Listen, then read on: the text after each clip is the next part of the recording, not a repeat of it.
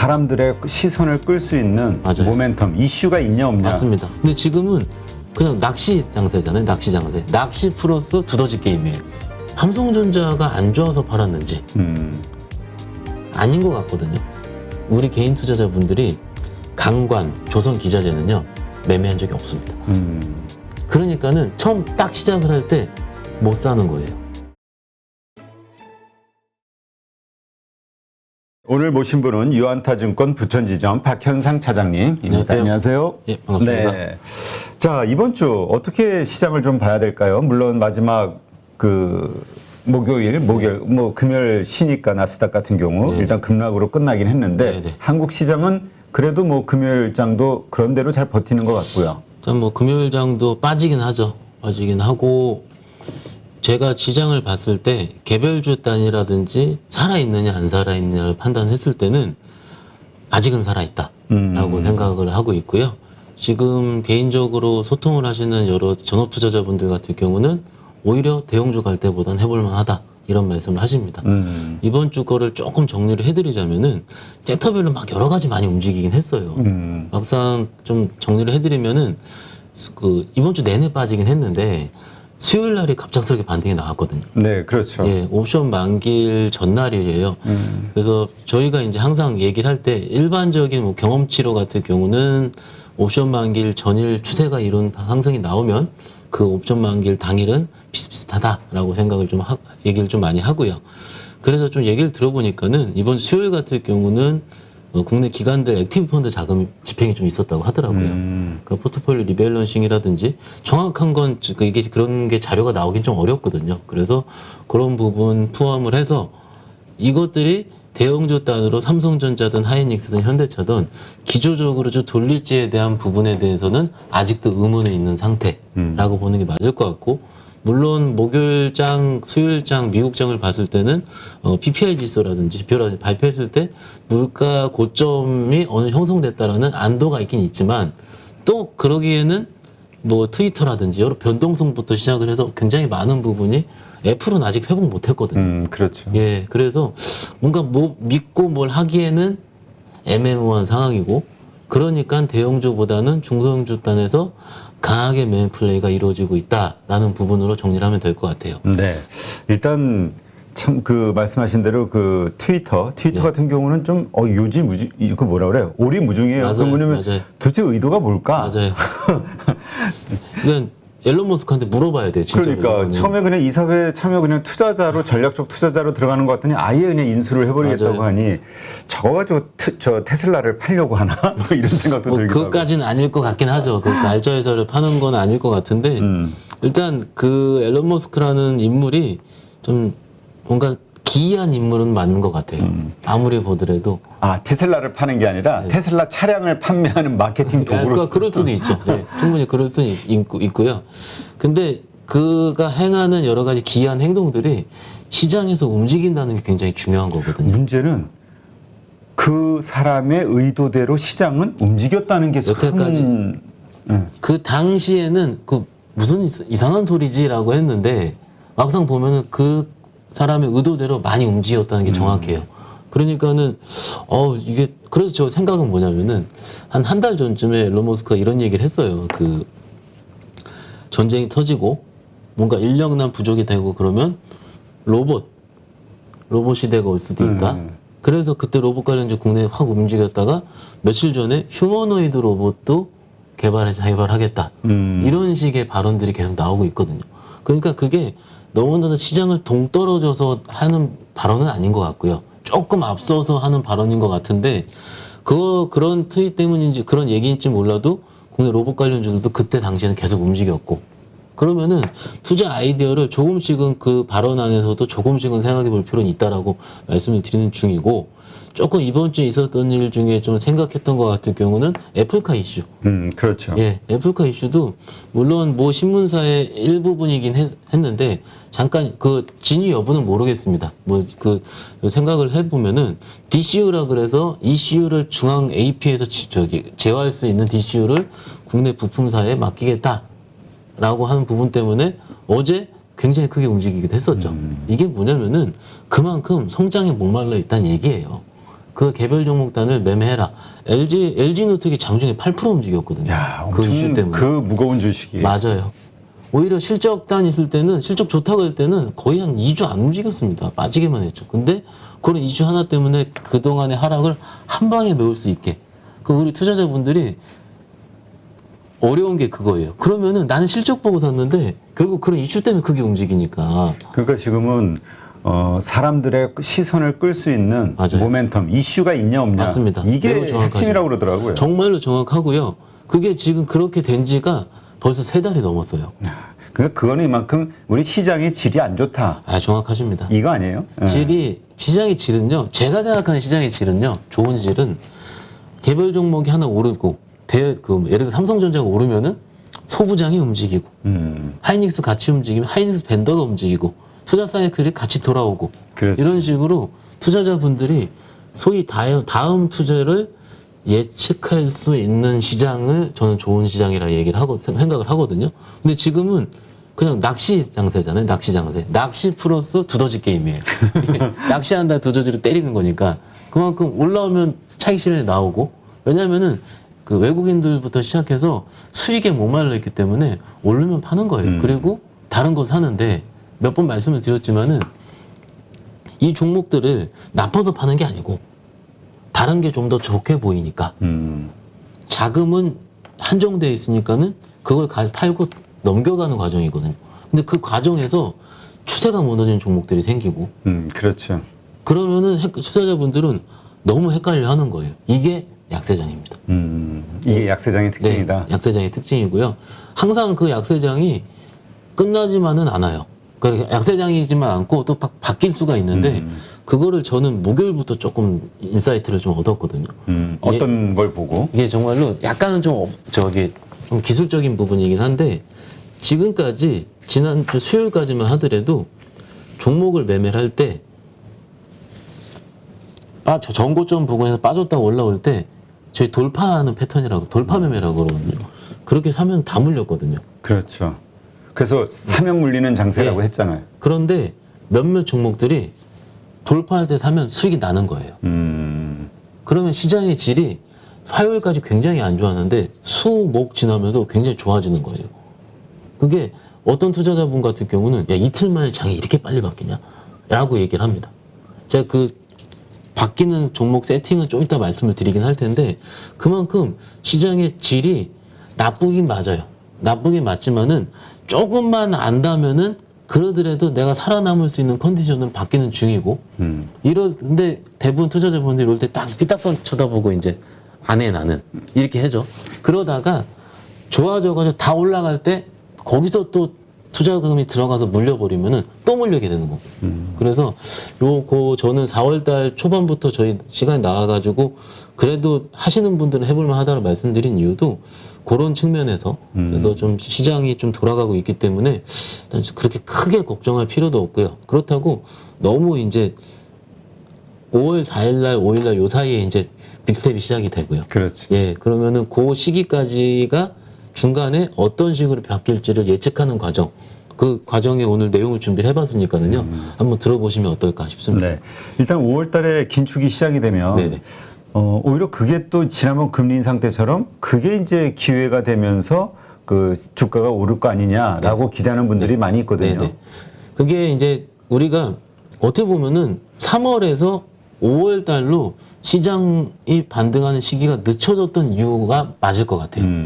3월 달까지는 5월 달에 25bp 정도 한번 인상할 수 있을 것이다. 2월 말 3월 초가 그 생각이었거든요. 그래서 QT 시작할 것이다. 요 정도였는데 그렇죠. 우크라이나 사태가 생각보다 연준이 실기했다는 듯이 너무나 크게 그게 진정이 되지 않고 인플레이션이?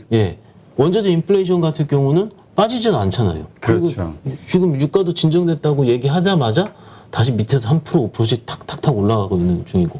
그러면 바이든이 비축유 풀었는데도 안 되고 바이오 디젤 한다고 해도 안 되고. 그러니까는 이 상황이 굉장히 당황스러운 거예요. 저희만 당황스러운 게 아니고 연준 인사도 당황스러울 거고 바이든 당황스러울 겁니다. 아마도. 안 잡히니까요. 그렇죠. 예. 그래서 어쩔 수 없이 빅스텝이라는 그 전에 장이 저희 3월달에 살짝 반등이 나올 때 기억하시죠? 빅스텝이 아니고 베이비 스텝이 될 수도 있다라는 기대감이 작용하면서 한 보름 좋았어요, 3월달이. 그러면 지금 4월 15일 지금 입장에서 봤을 때, 오늘 현재 입장에서 봤을 때 주말 사이에 넘어가면서 이런 상황 자체가 물가에 대한 피크가 찍을 수 있다는 거를 어디서 확인할 수 있겠느냐?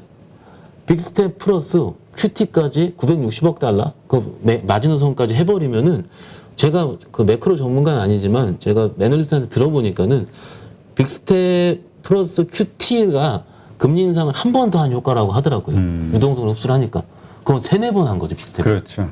그러면은 5월 초 정도에는 어느 정도는 성장주 단이라든지 혹은 위험 자산 선호 현상이라 하겠죠. 주식으로 돌아올 수 있는 계기가 되지 않을까. 그리고 다음 주부터 미국의 또 어닝 시즌 시작이 되고. 그렇죠. 그러면은 경험적으로 그 전에 금리 때문에 어닝 시즌이 금리 때문에 빠졌다가 어닝 시즌이 시작돼가지고 빅테크 업체들이라든지 업체들이 실적이 좋게 나오면서 시장이 다시 반등이 나왔었거든요. 여태까지 한 6개월 동안 패턴이에요, 그게. 그러면은 지금 이번 주는 그래 좋지 않았긴 했지만은 그러더라도 지금보다는 다음 주보다는 그 빅테크 이유가 조금씩은 긍정적이지 않나라는 생각은 하고 있습니다. 네. 일단 나스닥도 그냥 시장의 그 애널 증권사 그 금융 쪽의 그 월가의 그 예측은 기업 실적이 안 좋을 거로 일단은 예상을 하고 있잖아요. 네네. 근데 이제 한국도 사실 비슷했고, 근데 의외로 지금 물론 이제 좋으니까 발표 먼저 하겠지만 맞아. 많은 기업들, 대기업들 중심으로 보면 일단 생각보다 다 좋단 말이에요. 그러니까 이번 주 발표한 거 삼성전자 좋았고요. 그리고 LG전자 좋았고요. 좋았고. 엔솔 좋았고요. 다 좋게 나와요. 지금. 포스코도 좋았는데 물론 근데 이제 그걸 비판적인 시각으로 보는 애널리스트들도 꽤 있더라고요. 그러니까 그게 이제 애널리스트 시각도 있고요. 저는 핵심은 외국인인 것 같아요. 외국인. 여태까지 외국인 보면은 한쪽 섹터 그냥 피크아웃이다 그러면은 징글징글하게 때리는 거예요. 중간에 기관들은요, 매매 플레이가 그래도 빠르게 왔다 갔다 합니다. 뭔가 풀리는 시그널이 나오면 들어갔다가, 그러더라도 외국인이 계속 때리고 이게 안 풀렸다 그러면 다시 팔기도 하고, 그건 시장이 왔다 갔다 할 수 있었던 원동력을 기관들은 주긴 줬는데, 외국인들은 몇몇 종목들 보면은요 하루도 안 빼놓고 팔아요. 그러니까 이게 어떤 상당히 그 뭐라 그럴까 미리 그 안 좋은 상황을 예감한 그 선도적인 매매라고 봐야 될 것이냐. 좀 저는 그냥 안 좋게 찍어놓은 것 같아요. 느낌적으로 봤을 때는 한국에 대해서 아니면은 신흥국에 대해서 아니면 세계 금융을 신흥국 전체에 대해서 신흥국에 대해서 전체에 대해서 하는 것 같고, 아직 몇 번 말씀드리긴 했지만 코리아는 아직도 MSCI 이머징 쪽에 들어있고, 이머징 쪽을 바라보는 비중은 중국적 스탠스에 달려있고, 그렇죠. 중국 같은 경우는 지금 코로나가 퍼지고 있고, 요 얘기는 저희가 한 달 전에 얘기를 한 거거든요. 그러니까는 그게 한 달 전에 지금이나 외국인 수급 보면은요 안 사요. 산 적이 이번 4월 달에 하루 이틀인, 제 기억은 한 이틀 정도 되는데 이틀도 몇백억 샀습니다. 그거 빼놓고는 다 팔았습니다. 그러니까는 외국인들이, 그러니까 실적 발표를 좋게 한, 물론 환율 효과라고 하지만 삼성전자가 13조 컨센스 14조 천억인가 이렇게 나왔는데, 그럼에도 불구하고 외국인들이 파는 이유는 그들이 과연 삼성전자를 봤을까, 실적을 열어봤을까, 아니고 그냥 패시브 ETF 자금이라든지 헤지펀드성 자금이 그냥, 그리고 특히 이제 목요일 같은 경우는 정말로 저는 신기했어요. 일본도 좋고 상해도 좋고 다 좋았어요. 그렇죠. 그럼에도 불구하고 우리 같은 경우는 강보합으로 0.0몇 포인트로 끝났는데, 이 끝난 상황에서 제가 생각을 해볼게요. 삼성전자가 안 좋아서 팔았는지 아닌 것 같거든요. 그렇죠. 실적은 어쨌든 좋았으니까. 네, 코리아를 판 것 같아요. 근데 코리아 자체가, 코리아라는 하나의 국가를 찍어서 판 게 아니고 이머징 자체를 팔고, 근데 코리아 국가 자체는 어찌됐든 파생이 굉장히 많이 되어 있는 국가이기 때문에, 제가 저 파생하신 얘기를 어떤 전문가분 얘기를 듣고 왔는데, 좀 전에요. 듣고 왔는데 만기 때마다 맞춘대요. 뭐를 맞춰요? 그들이 수익이 날 수 있는 포지션을. 진짜로 또 이게 시각이 다르죠. 저는 액티브하게 주식을 매매하는 사람이고, 그분은 지수를 보는 사람이거든요. 그러니까 그분은 어떻게 맞추는지가 중요해요. 근데 그렇게 얘기를 하더라고요. 어쩜 그렇게 이틀 전, 하루 전에 기가 막히게 맞춰놓고 또 지 마음대로 하는 이런 얘기를 하는 거예요. 그러니까는 외국인들이랑 좀 제가 영어를 좀 배우겠습니다. 제가 그 생각을 좀 이해하기 위해서. 네. 네.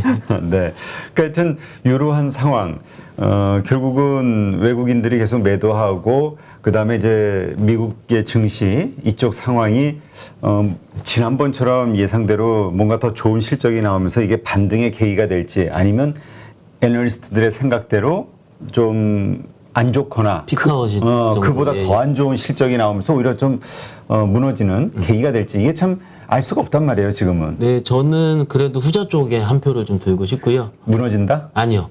그래도 올라온다, 미리 반등? 선반영했기 때문에 그러더라도 긍정적인 조금은 방향을 말씀을 드릴 수밖에 없어요. 왜냐하면은 일단 지금은 선반영이 일단 4분기부터 1분기 실적을 다 안 좋다라고 이미 내려놓은 상태거든요. 그렇죠. 그리고 1분기 실적이 발표를 지금 하는 중이에요. 몇몇 선도 업체들 위주로. 그럼 그게 데이터가 쌓이면은 컨트롤 보는 외국인들도 있을 거란 말이에요. 그러면은 4분기보다 1분기 추정치가 높아졌네. 근데 막상 코리아의 전체 1년의 추정치를 할 때도 1분기를 선행하는 걸 감안하고 2분기부터 살아나는 걸 이렇게 보면서 내거든요. 그래서 추정치가 바뀌잖아요, 계속. 그렇죠. 예, 그러면 바뀌는 걸 확인하는 순간부터로 다시 외국인 들어올 확률도 좀 있습니다. 그래서 너무 안 좋게 볼 필요도 없다고 생각을 하고요. 지금은 그 중간 단계에 있는 시장이지 않을까 이렇게 생각하고 있습니다. 네. 하여튼 뭐 외국인들이 워낙 팔아제끼니까 네. 거기에 따라 기관도 같이 팔면은 또 많이 빠지고 그럼요. 좀 예. 덜 팔면 덜 빠지고 맞아요. 이런 장이다 보니까 많은 분들이 겁이 나는 거죠. 그럼요. 예, 예. 겁이 나는 상황인데 어쨌건 좀 긍정적으로 시장을 보자. 네네. 실적이 괜찮을 것이다라는 네네. 쪽으로 이제 우리가 베팅을 하는 거죠. 네. 이러한 상황에서 그럼 우리가 어떤 주식에 좀 관심을 가질 것이냐. 이번 주는 정말 그 중소형 네. 그 철강주들, 네. 강관주 네. 특히 이쪽이 좋았죠. 일단 제가 이제 당장 오늘 다음 주에 강간업체를 매매하자라는 아이디어는 아닙니다. 그러니까 그렇지만 이번 주에 좀 많이 오른 거 아니야? 라고. 올랐는데 요거가 왜 올랐는지 우리가 생각을 한번 해보고 그 다음 타운을 한번 고민을 한번 해보는 시간이 중요할 것 같아요. 일단 강관 업체들 중에서 대표적인 종목은 세아제강이라는 회사예요. 그렇죠. 그래서 우리가 중소형 철강주를 볼 때 항상 하는 얘기는 싼데 안 간답니다. PBR은 항상 0.5배 이하, 퍼는 3, 4배예요.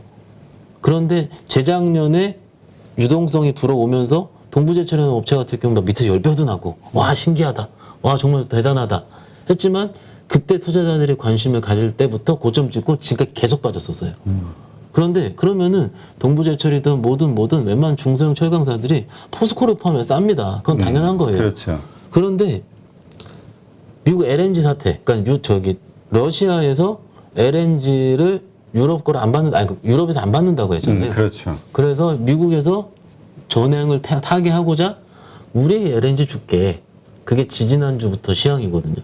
그래서 LNG를 유럽 쪽에 수출을 하려면 LNG 터미널이라는 게 필요합니다.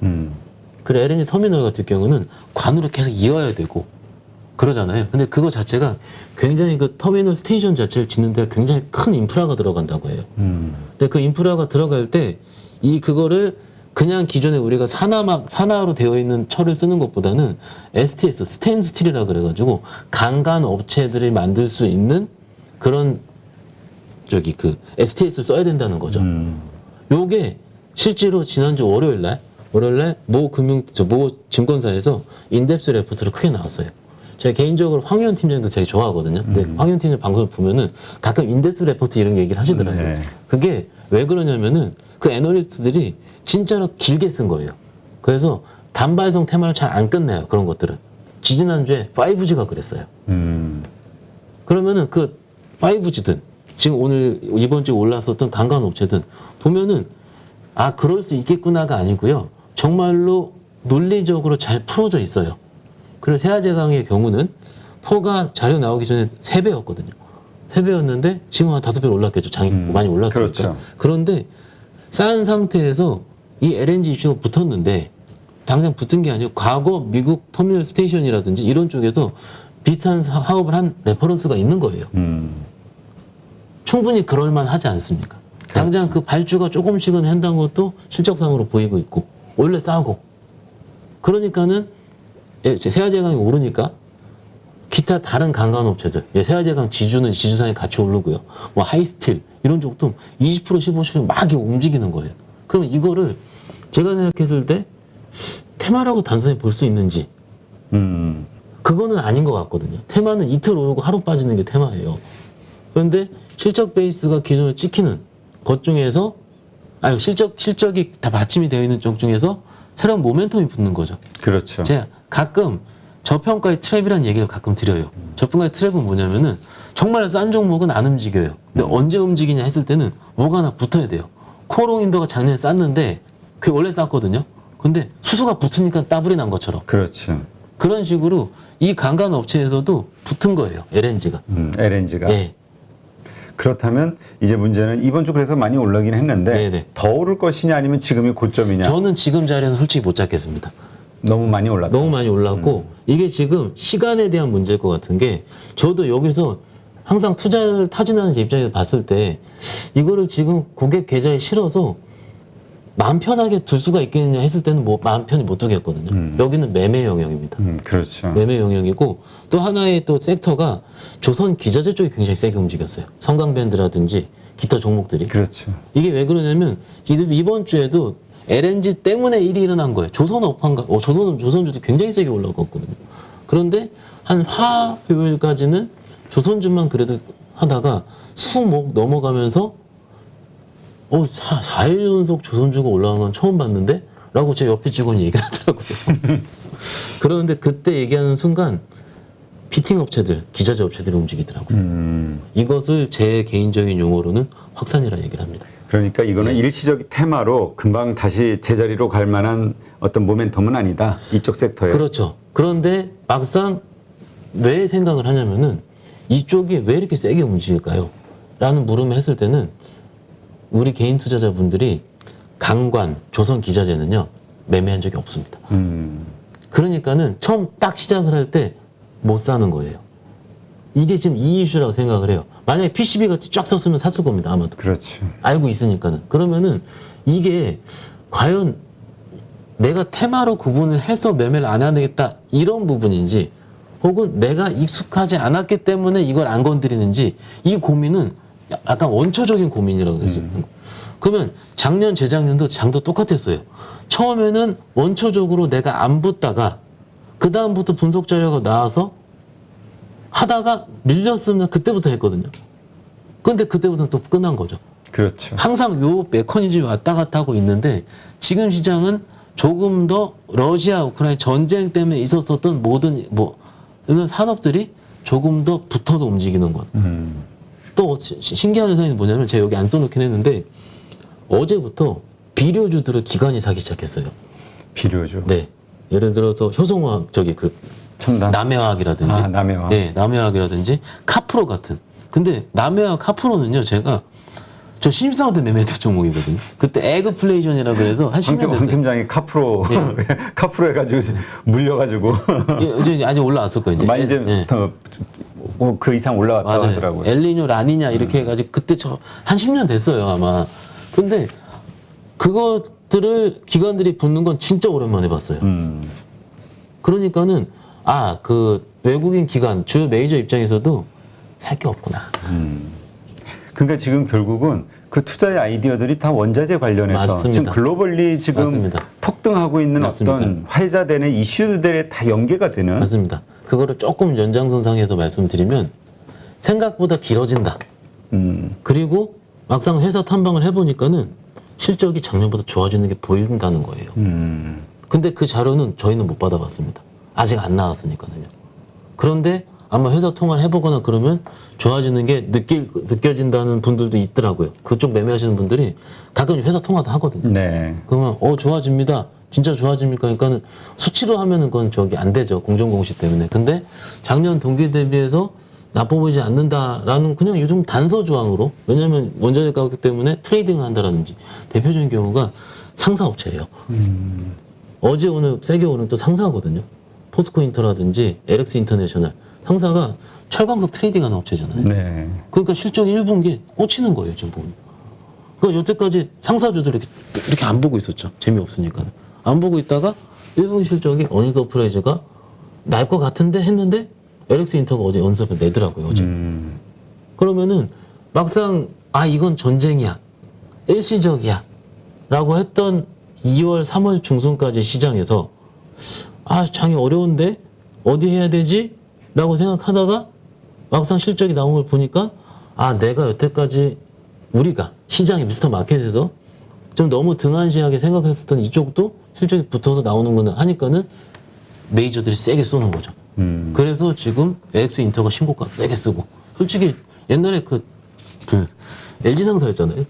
진짜 무거웠던 주식이거든요. 그렇죠. 예. 그런데 이것도 이렇게 세게 배당도 잘 줘요. 그러니까는 이렇게 시장이 변화하고 있는 중인데, 말 나온 김에 조금 더 말씀을 드리자면 이런 생각을 해봤어요. 제 옆에 직원이랑도 얘기를 한 건데, 저 지금 8일에도 왜 이렇게 속 얘기가 다 하는지 모르겠어요. 대표님 덕분에 고백 고해 방송. 예, 대표님 덕분에 정말 속 얘기 다 하는데, 아마도 5월 정도에 저는 전쟁이 끝나게 대표님도 바라시잖아요. 그렇죠. 빨리 끝나야죠. 저 지금 그 애들 어떻게 해요? 우크라이나 그러니까 애들. 그 우크라이나 국민도 그렇고 다른 우리 뭐 투자자들도 그렇고 지금 힘들잖아요, 다. 그 토끼 들고 혼자 다리 건너는 애기 사진 보고 전 너무 울었거든요. 너무 힘들어서. 근데 빨리 끝내야 되는데, 그렇게 되면 지금 열강했었던 제가 말씀드린 지금 섹터 있잖아요. 어떻게 될까요? 그러니까 그게 무서운 거라. 이게 그래서 그 아마 개인 투자자들이 쉽게 못 들어가는 게, 전쟁이 언제 끝날지 모르잖아요. 갑자기 휴전할 수 있는 거니까. 네네. 그렇게 되면 다 무너질 거라고 이제 생각을 하는 거예요. 그런데 그때 처음 무너지기 시작할 때 시장에서 어떤 얘기가 있을 거냐면요. 실적 베이스기 때문에 2분기까지도 원자재 인플레이션은 계속될 거고, 그렇기 때문에 괜찮다라는 사운드가 나올 겁니다. 아마. 그러면 그때 또 손절을 못 칠 거예요. 만약 지금 들어갔다 칠게요. 그러면은 진짜 머리가 아파지는 거죠. 또 고점에 물린 거예요. 그렇죠. 그러니까 네. 물릴 때는 희망이라는 게 있잖아요. 네네. 그러니까 이거는 다시 오를 거야라는 네네. 그 기대감. 그게 분명히 있으니까는 안 팔고 버티다가 이제 물리겠죠. 그러면 지금 움직이는 요 섹터들이 이렇게 생각을 할게요. 어쨌든 러시아 우크라이나 사태 때문에 촉발된 거고, 물론 그 전에도 원자재는 오르긴 올랐습니다. 근데 2, 3월 달에 곧 전쟁에 대한 부분 때문에 확산이 된 건 맞거든요. 그러면 이게 만약에 원천적으로 그 문제가 해결된다는 징후가 보이면은 오히려 그것 때문에 피해를 받은 섹터가 더 빠르게 움직일 거예요. 저는 개인적으로 5, 6월 달 아이디어가 아마 그쪽으로 될 것 같은데, 가장 피해 많이 받았던 게 어디입니까? 또 빅테크예요. 또. 빅테크. 예. 플랫폼이고. 그러면은 그거는 이제 그때 대비하는 거고, 제가 그래서 오늘 오면서 저기 뭐 개인 투자자랑 좀 통화를 해본 것도, 일단 지금 매매를 하시되 그때 그쪽을 우리가 할 수 있는 계좌 컨디션을 만들기 위해서 현금은 확실하게 해야 되고, 어설프게 물리지 마시라. 왜냐면 마이너스 한 5%면 자르고 그거 해요 또. 그렇죠. 근데 막 20% 30% 물려버리면 못 건드리거든요.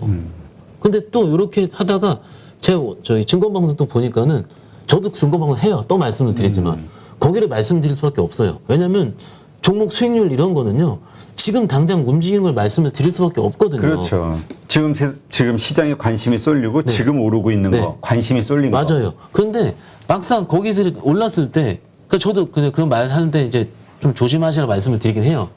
그런데 막상 그렇게 해서 그것만 듣고, 정말 좋다며, 퍼 4배라며. 근데 그래서 제가 강간업체 오른 배경을 좀 나름 자세하게 말씀을 드린 이유가, 움직인 이유는 결국은 전쟁 때문에 LNG 이렇게 넘어간 거거든요. 그러면 이게 없어져 버리면은 얘가 올랐었던 태동 자체가 끝나버리고, 그때처럼 또 원래 저평가된 업체로 바뀌는 거예요. 그렇죠. 예. 그러니까 그거를 조금은 생각을 해보자. 하자 말자 이건 아닙니다. 예. 그러니까 지금 좋은 게 계속 좋을 수 있을까? 우크라이나 전쟁이 끝나게 되면 그럼요. 그건 이거에 대한 아니라고요. 고민을 해야지 된다. 해야 될 시기. 그리고 지금 오르고 있는 나름대로 다 논리와 이유가 있지만, 사실은 전쟁이 끝나는 순간 다 유명무실해질 수 있다. 어느 정도는 그 논리가 약해질 수 있는 거죠. 그렇죠. 그래서 그거를 조금 미리 지금 말씀을 드려야지, 나중에 가끔 제가 이제 좀 재작년에 이제 뭐 증권방송 가서 이런 얘기를 하고, 요거 때문에 저는 팔았는데 했는데 제가 욕을 엄청나게 많이 먹어요. 그 왜 얘기 안 했냐고. 근데 방금 혼자 출연날에 팔았어? 뭐 이러고. 출연날 아니었으니까 제가. 그러니까는 어쨌든 조금 저희 그 방송이 조금 솔직하게 토론을 하고 이제 고민하는 자리잖아요. 그렇죠. 그런 의미라면은 미리 이렇게 말씀을 드리는 게 맞을 것 같아서 좀 쉽게 말씀드리려고 좀 오늘 오긴 했습니다. 네, 알겠습니다. 그러니까 방송 보시는 분들도 지금 좋은 주식들, 물론 다 나름대로 실적, 그다음에 무슨 LNG 선에 대한 수요 다 생각하지만 그 모든 거의 기본은 우크라이나 전쟁, 그렇죠. 그로 인한 예. 이 원자재 가격의 시장, 확산이었죠. 요거를 잘 감안하시기 바랍니다. 누구나 1시간 안에 200개 종목에서 좋은 종목을 고를 수 있는 그런 능력을 배양할 수 있도록 제가 도와드리려고 그렇게 하고 있습니다.